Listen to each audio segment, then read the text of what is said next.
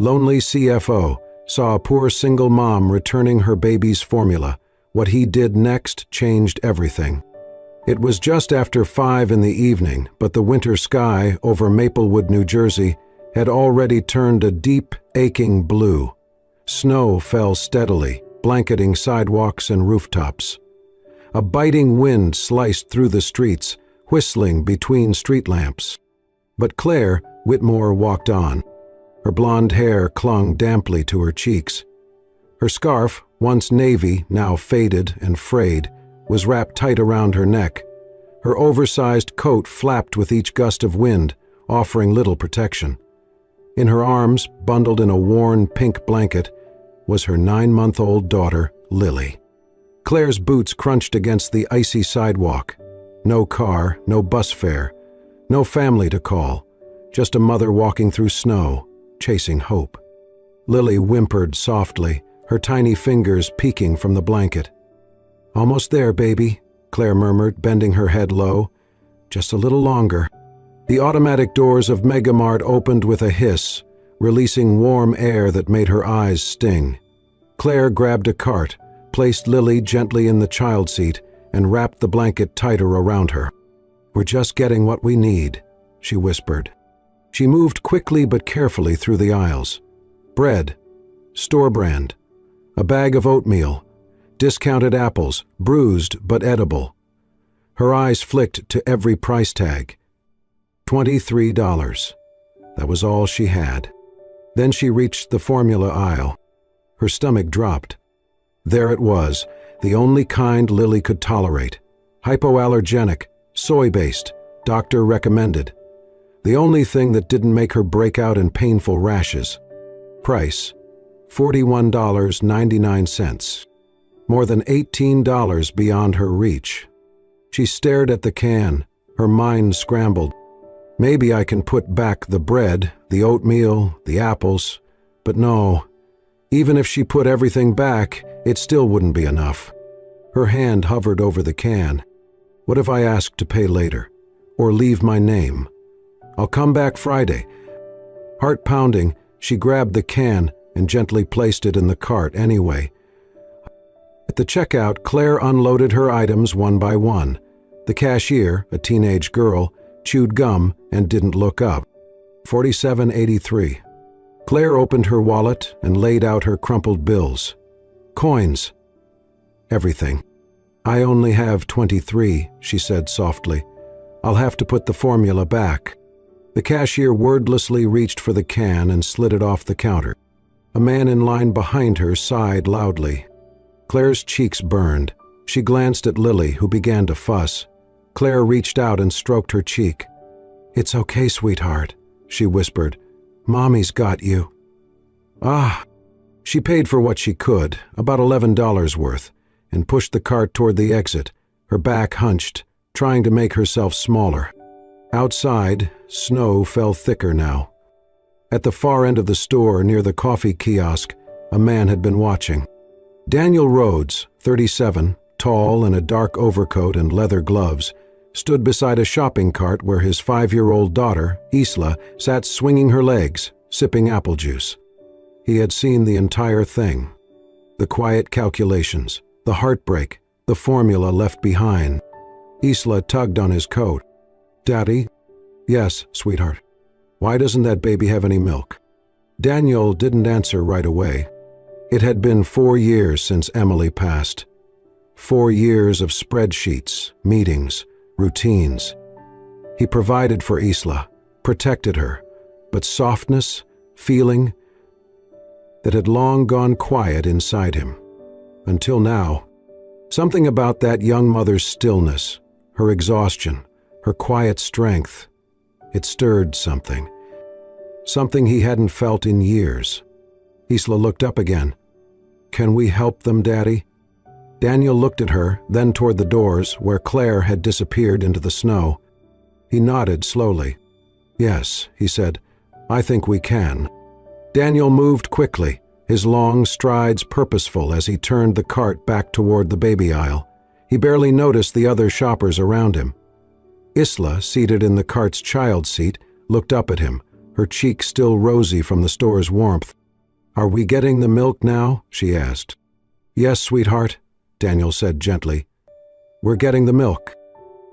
He stopped at the exact spot Claire had stood minutes earlier.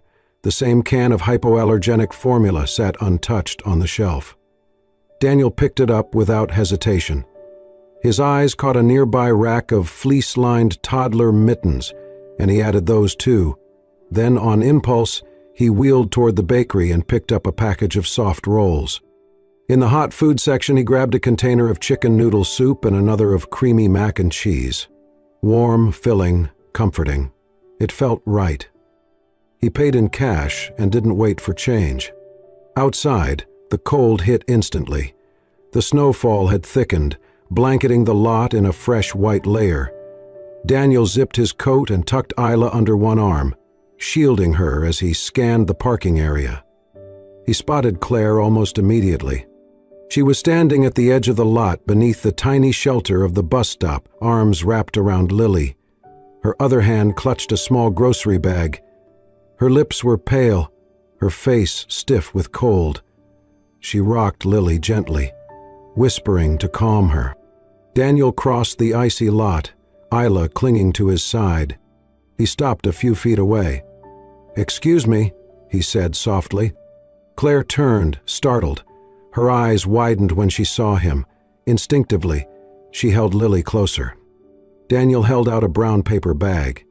"I think you dropped this." Claire blinked, confused. "No, that's not mine." He didn't move. "It is now." Her face tightened. "I can't accept this." Daniel glanced at Lily, then back at Claire. "It's not charity," he said. "It's empathy." She hesitated, her arms tightening protectively around her daughter. Daniel took a breath and added, "As a father, I just wanted to help a mother." Something shifted in Claire's expression. Her eyes welled up. She blinked fast, willing the tears not to fall. Before she could respond, Isla peeked out from under Daniel's coat. "You're Lily's mommy, right? I saw you in the store," she said cheerfully. "You look like the princess from my bedtime book." Claire's lips trembled. She looked down at the little girl with wide, trusting eyes. "Do you think so?" she whispered. Isla nodded. "You held her like this," she added, mimicking Claire's gentle rocking. "My mommy used to do that too." Claire pressed a hand to her mouth, turning away slightly. For a few long seconds, she didn't speak. Then she reached for the bag with shaking hands. "Thank you," she said hoarsely. "I don't even know what to say." "You don't have to say anything," Daniel replied softly. For a moment, they stood in silence, snowflakes gathering on their coats. Lily had quieted again, nestled deep against her mother's chest. Isla leaned her head against Daniel's shoulder. Claire glanced toward the street. The bus still hadn't come. The wind howled through the trees. Daniel followed her gaze. "Where do you live?" Claire hesitated. "Maple and Fifth. It's about a mile." He nodded. "Let me drive you." She shook her head quickly. "No, I can't ask you to do that." "You're not," he said. "I'm offering." Another pause. Claire's grip on Lily tightened. "I don't usually accept help from strangers," she murmured. Daniel's tone was kind, but steady. "I get that, but tonight's too cold for pride." Their eyes met, and something passed between them, quiet understanding, not pity, not obligation, just recognition. Claire looked at Lily, then at Isla, who gave her a sleepy smile.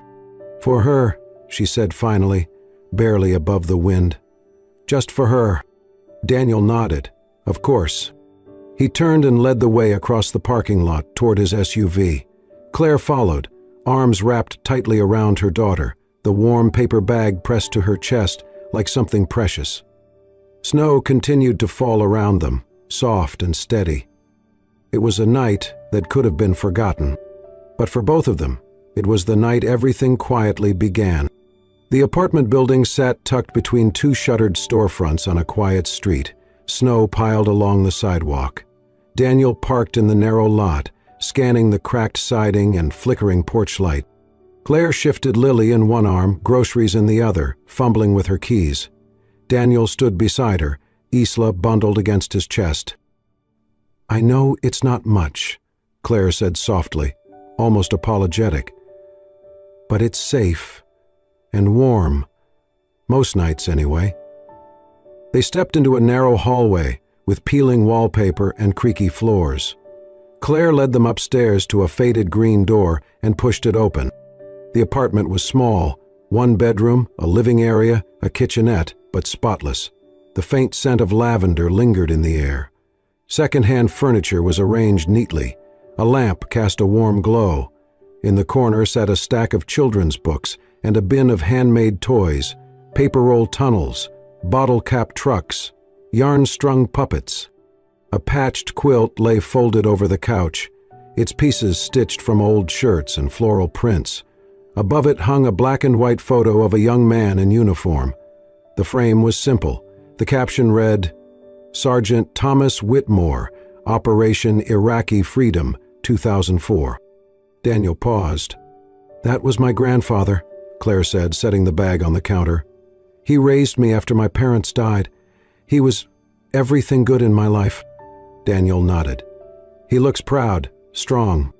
"Help was," she whispered. "He passed a few months before Lily was born."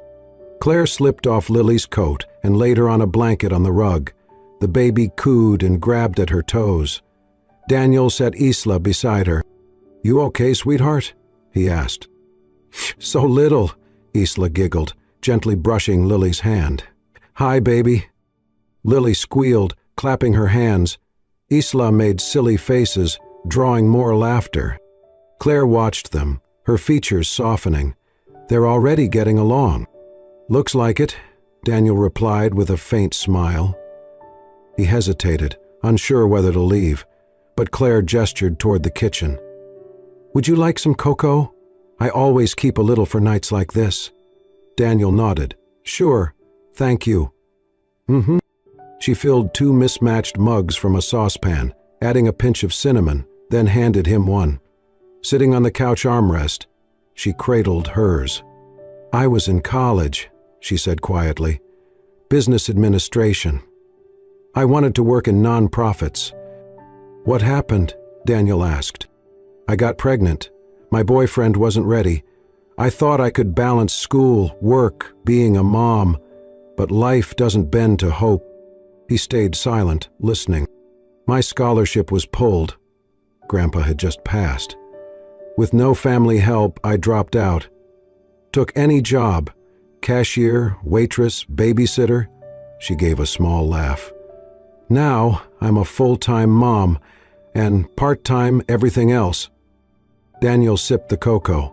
Thin, too sweet, yet it warmed him more than he expected. Across the room, Isla lay on her stomach, whispering to Lily, who babbled back between giggles. Their laughter filled the apartment, soft and real. Daniel's gaze lingered on them, then on Claire. Something about this room, stitched quilts, recycled toys, love woven through hardship, made him feel present. He had built his life on order and control. But here, in this modest apartment, surrounded by warmth not bought but created, he felt something foreign. He felt home. Claire caught him staring. She tilted her head. "What?" Daniel shook his head slowly. "It's just nice." She arched a brow. "Nice?" "More than nice," he admitted. "It's real." They sat in silence, not awkward, simply at ease. From the floor, Isla looked up. "Daddy, can we come back tomorrow? I want to play with Lily again." Claire blinked, surprised. Her eyes flicked to Daniel. He looked at his daughter, then back at Claire. "We'll see," he said softly, voice tinged with something unspoken. Claire lowered her gaze to her hands. For the first time in a long while, her home didn't feel like just survival. It felt like the beginning of something more. The house was dark when Daniel returned. Snowflakes clung to his coat as he stepped inside, brushing them away absently. Isla had fallen asleep on the drive home, her head heavy against his shoulder. He carried her upstairs, tucking her beneath the quilt Emily had sewn years ago. She stirred but didn't wake. Downstairs, the silence pressed in. Daniel's thoughts circled back to the small apartment, to Claire's soft voice, Lily's bright eyes, and the laughter of two little girls who had met only hours earlier, yet sounded like sisters. He poured a glass of water, set it aside, and walked to the hallway closet. From the top shelf, he pulled down an old cedar box, its lid stiff with disuse. Inside lay faded photographs, medals, and a bundle of letters tied with green string. Daniel lowered himself into the armchair by the fireplace. He untied the bundle, fingers trembling slightly. His father, George Rhodes, had written often during his deployment in Iraq, but one letter had always lingered in memory. He unfolded it now. August 3, 2004. The convoy hit an IED outside Mosul. I woke under twisted metal, bleeding, pinned. I thought it was the end. Then someone pulled me out. A young soldier, blonde, sharp eyes, strong as hell. He dragged me clear, stayed until the medics arrived. His name was Sergeant Thomas Whitmore. I owe him my life. If I don't make it back, tell Daniel about him. Tell him there are men who risk everything for someone they barely know, and we never forget those men. Daniel's eyes fixed on the name, Thomas Whitmore. He read it twice, 3 times. Then he noticed the small photograph tucked into the envelope. A young soldier stood before a Humvee, helmet under his arm, a weary smile on his face. The corners were creased, but the features were clear. Daniel froze. It was the same face he had seen above Claire's couch. His chest tightened. He pulled out his phone and scrolled quickly until he found the photo he had snapped, an absent-minded shot of her living room he hadn't deleted. There it was, the same wooden frame, the same soldier's eyes staring back with quiet resolve. Her grandfather, Thomas Whitmore. Daniel sat back, stunned. His father's words echoed in his ears. Never forget the man who saved me. Now, decades later, he had sat in that man's granddaughter's home, shared cocoa, watched her baby and his daughter laugh together on the floor. And Claire hadn't said a word about it. Perhaps she didn't even know. It felt like time had folded in on itself, tying past and present into a single knot. He leaned forward, resting his elbows on his knees, the photo in one hand, the letter in the other. For a long moment he simply breathed, shaken by the weight of it. Then, softly but with conviction, he spoke aloud. I won't repay this with money. I'll repay it with something that lasts. Not charity, not a check written from pity, but something that would honor a soldier's sacrifice, something that could carry a legacy forward. He gazed into the flickering firelight, the old photograph warm in his palm. This wasn't about obligation. It wasn't about recognition. It was about doing what was right. Daniel Rhodes would find a way, not just to help Claire survive, but to give her the chance to build, to rise, to pass on the strength of the man who had once dragged his father out of fire and smoke. Something enduring, something that would honor the past and change the future. The phone rang just as Claire was folding laundry beside Lily's playmat. The baby squealed, gnawing on a rubber teething ring, her legs kicking the air. Claire grabbed the phone, tucking it between her cheek and shoulder while folding a worn onesie. Hello? Hello, may I speak with Ms. Claire Whitmore? Her heart skipped. This is Claire. Hi, I'm Janet from the Maplewood Veterans Support and Outreach Center. I believe you applied a few months ago? Claire sat upright. Yes, for the administrative assistant position. We're sorry for the delay, Janet said kindly. There have been some changes, a new program. We'd like to invite you in for an informal chat. Claire blinked. Really? Yes, of course. I'd love to. They set a time for the next afternoon. After hanging up, Claire stared at the phone in disbelief. Lily grinned at her, and Claire laughed, overwhelmed with emotion. Maybe this is it, she whispered. "Maybe this is the break we've been waiting for." The next day, she wore the only professional clothes she had, a second-hand blouse and slacks. She left Lily with a kind neighbor and walked the few blocks to the Veterans Center, hands clenched in her pockets. The red brick building stood modestly beneath a waving flag. A plaque near the door honored local servicemen and women. Claire paused, took a breath, and stepped inside. Janet met her in the lobby with a warm smile, mid-50s, short silver hair, kind eyes. "Claire," she said, shaking her hand, "thank you for coming." They sat in a small conference room. Janet offered coffee, which Claire declined politely. "We remembered your application," Janet began, flipping through a folder. "At the time, we didn't have the resources. But that's changed. A new grant just came in, unexpected, generous, and very specific." "Specific how?" Claire asked. Janet smiled. "It was established in honor of a veteran, Sergeant Thomas Whitmore." Claire froze. The donor requested the funds support descendants of veterans, especially those overcoming hardship. It's called the Whitmore Grant. "You wouldn't happen to be related?" Claire's voice barely rose above a whisper. "He was my grandfather. He raised me after my parents passed. He served in Iraq." Janet leaned back, nodding. "We thought so. Your application mentioned your family background. When your name came up, it gave a few of us chills." Claire's mind reeled. "This grant," Janet continued, "fully supports you through training, provides a paid position here, and if you choose, will fund your return to college.